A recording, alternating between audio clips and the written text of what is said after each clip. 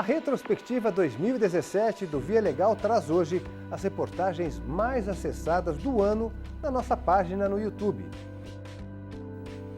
Comprar um carro e conseguir quase R$20 mil de desconto. Pessoas com problemas de mobilidade não pagam IPI, o Imposto sobre Produtos Industrializados. Sempre que houver algum tipo de enfermidade ou moléstia que prejudique a mobilidade corporal, será sim possível conceder a isenção do IPI para essa pessoa. No Nordeste, o desconto foi negado a um homem que tem uma perna menor do que a outra, mas ele foi aos tribunais e conseguiu a isenção.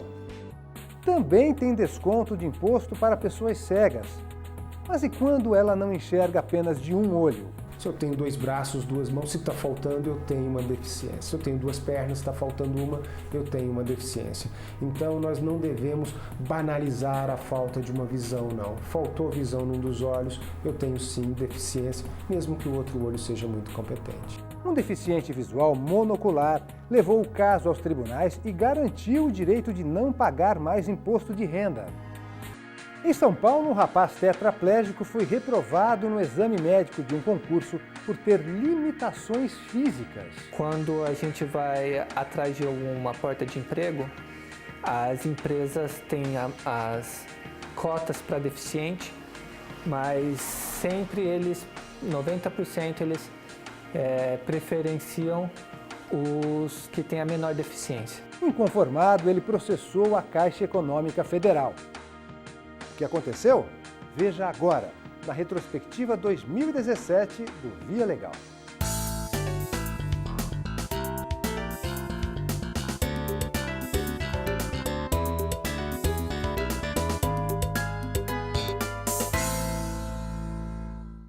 Uma das reportagens mais acessadas do ano na nossa página no YouTube foi a de um homem que conseguiu isenção de IPI para comprar um carro. Ele tem uma perna menor que a outra e alegou que pessoas com problemas de mobilidade também têm direito de pagar menos imposto. Muita gente que tem algum tipo de deficiência física ou mental nem imagina que tem direito a um desconto generoso na hora de comprar o carro novo. A gente percebe que muitas pessoas que chegam na minha mesa, por exemplo, eles vêm querer conhecer o direito que ele tem. Muitos chegam assim, eu ouvi falar, é verdade isso?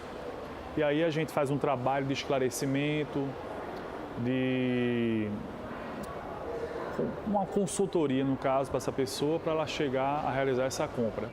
Foi assim que Maria do Carmo descobriu que podia fechar negócio com Daniel e sair da concessionária com um veículo. Graças à lei que beneficia quem tem mobilidade reduzida, o automóvel caiu de 70 para R$49 mil. Eu vim a saber que tinha direito, as pessoas especiais tinham direito. A filha dela tem um problema mental, por isso tem direito à isenção do IPI, o Imposto sobre Produtos Industrializados. O documento sai no nome dela, mas o motorista pode ser outro. Esse desconto só vale para a compra de carro zero, produzido no Brasil ou Mercosul e com valor máximo de R$70 mil. O benefício é concedido a quem tem necessidades especiais, pessoas com algum tipo de deficiência física, visual, mental e autistas, e é apenas uma vez a cada 2 anos. A Lei 8.989 traz uma lista com mais de 30 doenças que garantem esta isenção do imposto. No entanto, algumas pessoas que sofrem com a falta de mobilidade em virtude de outras doenças também podem requerer o benefício. Enquanto a lei prevê expressamente, vamos elencar alguns exemplos aqui, como paraplegia ou amputações, ou paralisia cerebral, não são apenas esses tipos de deficiências que prejudicam a mobilidade. Podemos elencar aqui como reumatismo, ou hérnia de disco, ou até alguns tipos de câncer que prejudiquem a mobilidade corporal, apesar de não estar expressamente previsto em lei, elas são aptas e o objetivo da lei é justamente desonerar pessoas com deficiência por falta de mobilidade. Volney conhece de perto essa realidade.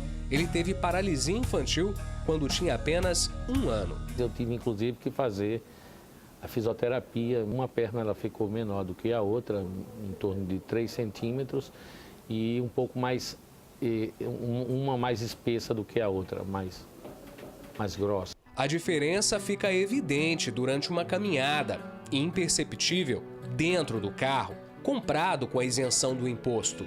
Mas para conseguir o desconto, tanto Volney quanto Maria do Carmo, que conhecemos no início desta reportagem, tiveram que fazer um pedido na Receita Federal. Em seguida, eles passaram por uma perícia médica para avaliar se realmente possuíam as condições declaradas. No caso deles, deu tudo certo, mas nem sempre é assim. Em Campina Grande, na Paraíba, um homem com encurtamento na perna teve o pedido de isenção do IPI negado pela Receita Federal. A alegação é de que essa limitação não impedia o motorista de conduzir um veículo e, por isso, ele não se enquadrava no conceito de deficiente físico. A solução encontrada foi procurar a Justiça. Na primeira instância, o juiz entendeu que os argumentos da Receita Federal eram irrelevantes e o resultado foi positivo para o motorista. A Fazenda Nacional recorreu ao Tribunal Regional Federal da 5ª Região. Para os desembargadores, estava comprovada a deficiência e todas as condições para receber o benefício fiscal. Esse advogado tributário acredita que a decisão garantiu um direito já previsto na lei. Sempre que houver algum tipo de enfermidade ou moléstia que prejudique a mobilidade corporal, será sim possível conceder a isenção do IPI para essa pessoa. Em nota, a Fazenda Nacional informou que já recorreu da decisão. Para quem é cadeirante, o carro é uma questão de autonomia. Quem possui alguma limitação tem no veículo uma possibilidade de continuar sendo produtivo. Já para Maria do Carmo, significa tranquilidade na hora de cuidar da filha. Para psicólogo, para tratamento que ela faz neurológico, para tudo, para ela foi bem melhor. E para mim, né? Vale a pena, com certeza. Outra campeã de acessos em 2017 na nossa página foi a reportagem do agricultor que teve câncer de pele depois de trabalhar durante 50 anos debaixo do sol. O caso foi no sul do país e ele teve pedido de aposentadoria por invalidez negado pelo INSS. Foram 52 anos trabalhando assim, mas há algum tempo, seu Anselmo teve que deixar a enxada de lado. O agricultor e a mulher moram em Alecrim, bem na divisa do Brasil com a Argentina, um lugar paradisíaco que a família não teve tempo de aproveitar.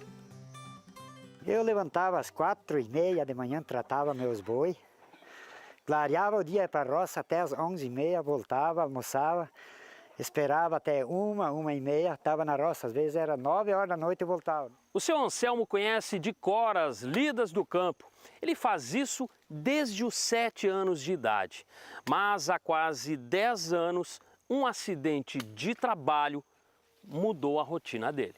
Eu estava no potreiro ali em cima quando fui pegar essa vaca. E tinha a sogra meio curta, quando me abaixei para pegar, ela me deu um coice. O machucado na boca piorou, porque seu Anselmo ficava exposto ao sol boa parte do dia. E com o tempo, a lesão virou um câncer de pele. 3 cirurgias. Aí pegaram até aqui embaixo. Aí, Pálpebra também? Aqui foi, daí pegou nessa orelha aqui, foi queimado 2 vezes, aqui foi queimado uma, 2 vezes. O que o médico disse? Do que provocou essa queimadura? Isso aqui foi do sol. Problema que, segundo este professor de dermatologia da Universidade Federal do Rio Grande do Sul, é frequente para quem fica diariamente exposto ao sol. Há determinadas profissões, atividades que podem levar a aumento de risco justamente porque acabam se envolvendo mais com essa exposição acumulada de sol, consequentemente ultravioleta. E quanto mais queimaduras, quanto mais aquele aspecto vermelho com bolhas na pele os indivíduos adquirirem ao longo da vida, certamente vai aumentar a chance de desenvolver o câncer de pele. Durante os 3 anos de tratamento, ele recebeu o auxílio-doença, mas após esse período, o INSS cancelou o pagamento do benefício. Depois eles mandaram trabalhar das 4 até as 10 da noite e de manhã das 4 às 9 da manhã. Mas eu vou trabalhar o quê no escuro? Sem alternativa, o agricultor entrou na justiça contra o INSS para voltar a receber o auxílio-doença e a converter o benefício em aposentadoria por invalidez. Eles não consideraram a situação real da agricultura, onde se trabalha muitas vezes, até por uma questão de sobrevivência, muito mais do que 8 horas diárias, e sem considerar se tem sol, se tem chuva, é necessário trabalhar. O pedido foi negado em 1º grau. Ele então recorreu ao Tribunal Regional Federal da 4ª Região. Com base nos atestados médicos apresentados por ele e no laudo pericial, a Justiça concedeu o direito do agricultor a receber a aposentadoria por invalidez. Se tratava de uma doença desde longa data, grave, que acometia um agricultor que só exerceu essa atividade desde a infância dele, não tinha habilitação para outras atividades, com uma idade já avançada, e enfim, que ele estaria então fora do mercado de trabalho. Hoje, ele ainda precisa dar uma mão no sustento da casa, mas tudo é feito com muito cuidado e em horários específicos. Eu de manhã cedo trabalho um pouquinho assim, uma meia hora, um pouquinho mais e tchau. Aí sento na área, escuto o rádio, a noroeste, e ali estou. De tarde durmo até as 2h30, 3 horas, a minha cesteada, e eu vou fazer o quê? Procurado, o INSS não se manifestou. De acordo com a decisão, o segurado vai receber a aposentadoria por invalidez retroativa à data em que o Instituto suspendeu o pagamento do auxílio-doença, que foi no final de 2013. Ganho meu salário e a gente cuida com isso um pouco, pensa no amanhã. Às vezes passa meio estreito, mas passa. E essas coisas, então a gente fica, sabe, observando, porque vê muita gente que ganha bem mais e não chega. Então a gente tem que cuidar um pouquinho do que tem. Voltamos com as reportagens mais vistas em 2017 no YouTube do Via Legal.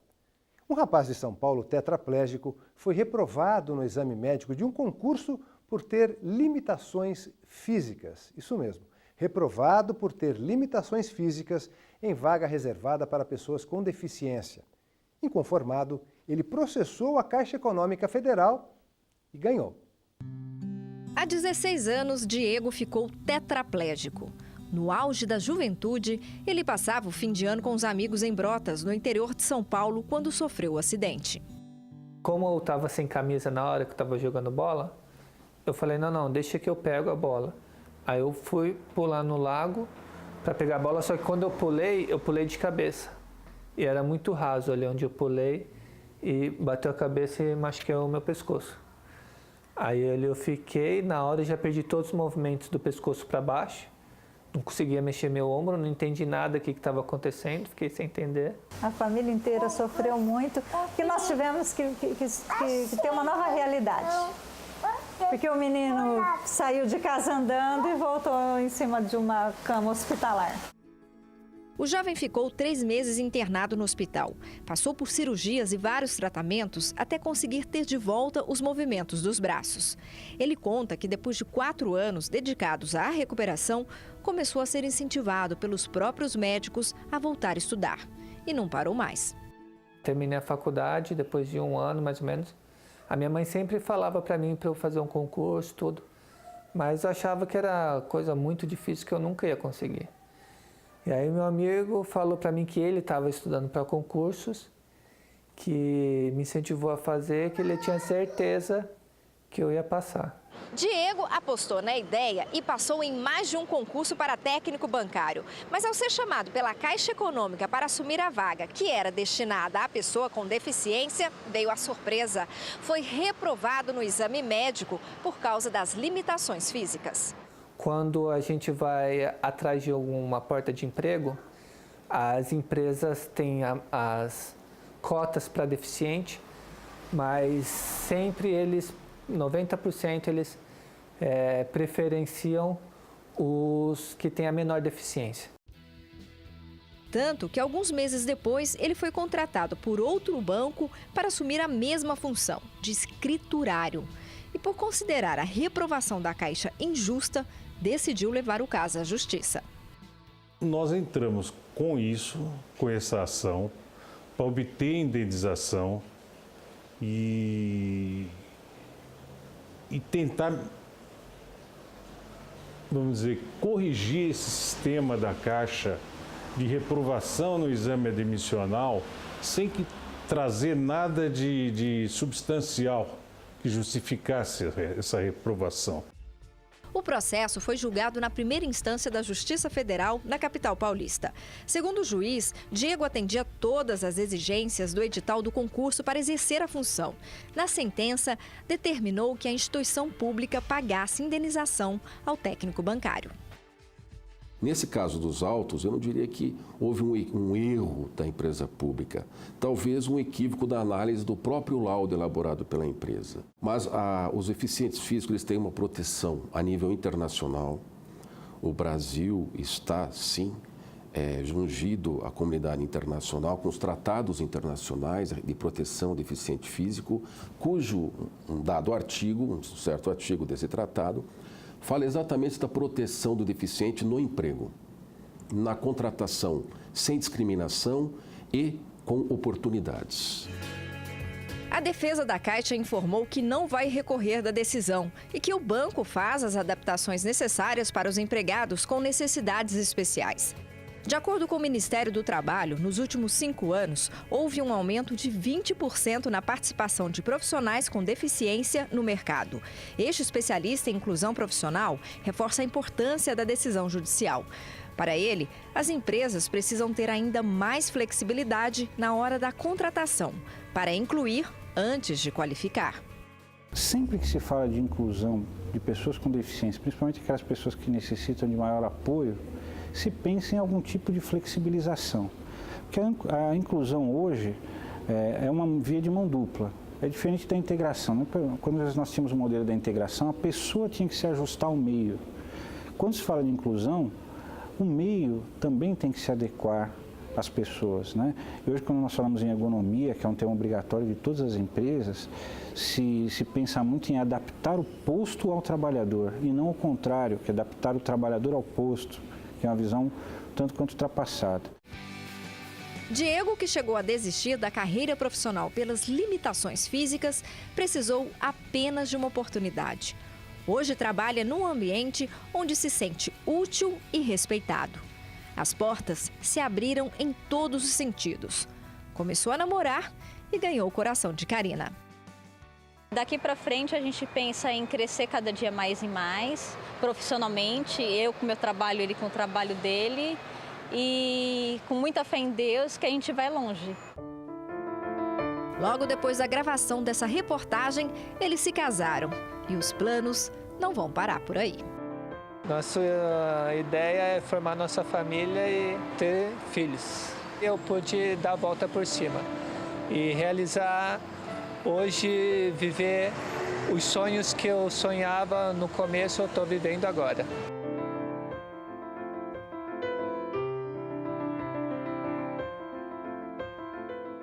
Outra reportagem campeã de visualizações foi a do homem que enxerga apenas de um olho e conseguiu na justiça o direito de não pagar mais imposto de renda. Ele teve glaucoma, uma doença que não tem cura, e alegou que a cegueira está na lista de doenças graves que garante isenção de impostos aos portadores. É com bom humor que Natália encara as dificuldades do dia a dia. Até mesmo dentro de casa, é preciso ter cuidado. Constantemente eu esbarro nas coisas, por exemplo, nas portas, né, no trinco. Na maçaneta, quer dizer, como fica sempre do lado direito, então sempre quando eu passo estou esbarrando, aí fico com o braço roxo. Natália tem visão monocular, ela enxerga apenas com o olho esquerdo e tem sido assim desde os 3 anos de idade. O olho direito desde a minha infância, né, que eu não enxergo por conta de um estrabismo e o nervo do meu olho atrofiou e eu não enxergo com o olho direito. É só vultos assim, sabe? O médico oftalmologista explica que a visão monocular, como no caso da Natália, é considerada uma deficiência. A partir do momento em que o indivíduo não enxerga com um dos olhos, eu tenho apenas uma estrutura trabalhando. Então, a função visual desse paciente, desse portador de um olho único, ela é impactada. E como ela é impactada? Ele perde o campo de visão, que é essa visão periférica que nós temos. E ademais, a visão dos dois olhos boa, eu tenho uma boa visão de profundidade. Mas nem sempre todo mundo enxerga essa particularidade como uma deficiência, especialmente quando se trata de acesso a benefícios fiscais, como a isenção do imposto de renda. A cegueira está na lista que garante aos portadores de doenças graves esse benefício, mas a lei não especifica se essa cegueira pode ser monocular. Por isso, muitas vezes, a discussão vai parar na Justiça.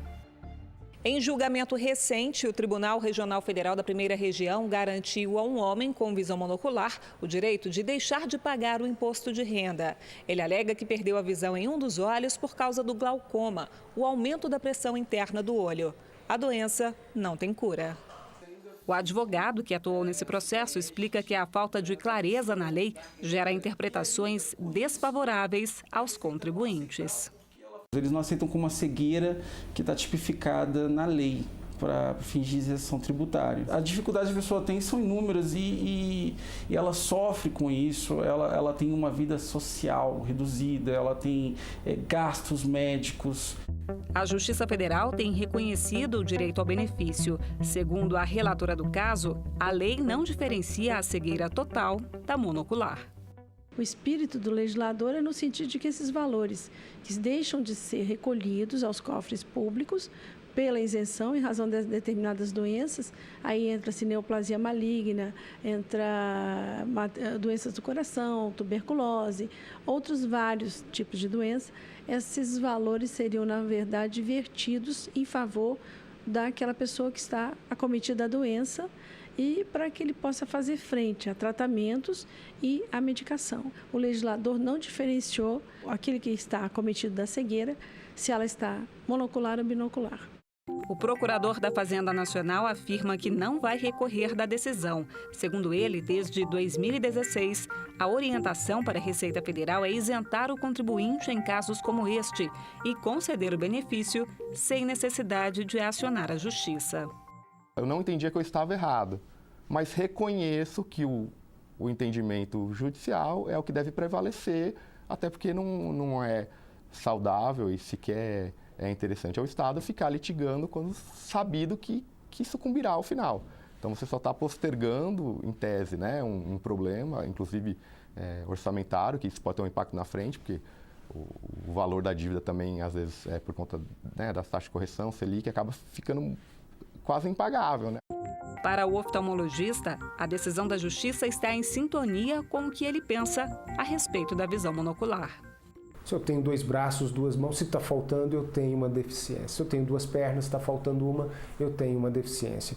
Então, nós não devemos banalizar a falta de uma visão, não. Faltou visão num dos olhos, eu tenho sim deficiência, mesmo que o outro olho seja muito competente. Eu acho direito de cada um, porque deficiência é deficiência, seja ela qual for, né?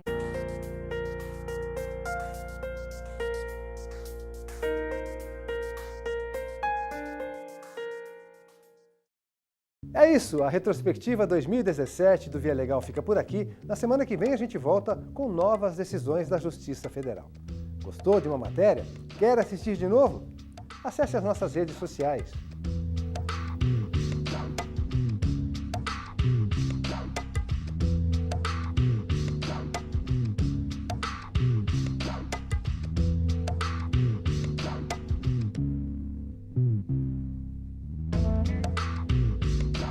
Curta, comente, compartilhe. Tchau!